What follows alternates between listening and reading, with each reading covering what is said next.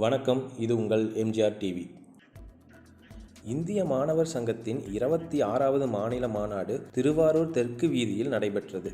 இந்த மாநாட்டில் தென்காசி, திருப்பூர், பெரம்பலூர், திருவாரூர் உள்ளிட்ட பல்வேறு மாவட்டங்கள் உட்பட மாநிலம் முழுவதிலும் இருந்து 2000க்கும் மேற்பட்ட மாணவ மாணவிகள் உற்சாகமாக கலந்து கொண்டனர்.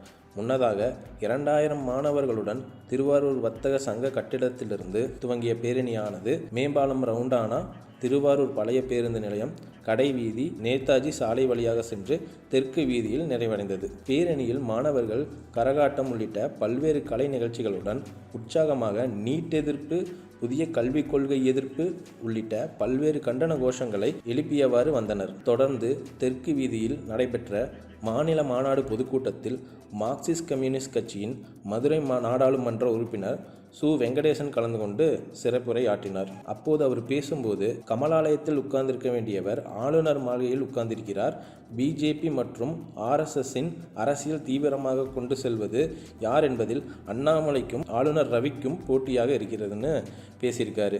இஸ்ரோவின் தலைவர் சோம்நாத் எந்த உண்மையின் அடிப்படையில் இந்திய மொழிகளின் தாய்மொழி சமஸ்கிருதம் என்று நேற்று பேட்டியளித்துள்ளார்னு கேட்டிருக்காரு.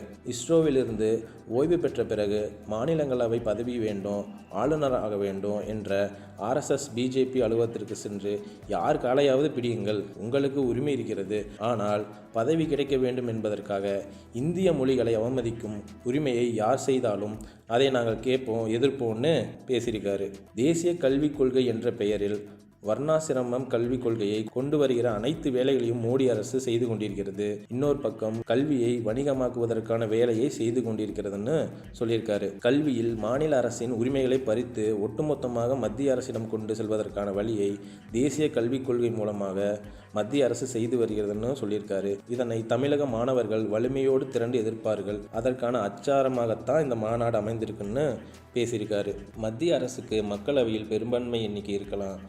இந்திய முழுவதும் பெரும்பான்மையான மக்கள் கொந்தளித்து போயிருக்கின்ற நேரத்தில், அரசியல் சாசனத்துக்கு எதிராக இவ்வளவு வேலைகள் செய்து கொண்டிருக்கின்ற நேரத்தில் பிஜேபிக்கான பாடத்தை வருகின்ற தேர்தலில் புகட்டுவார்கள் என்றும் சொல்லியிருக்காரு.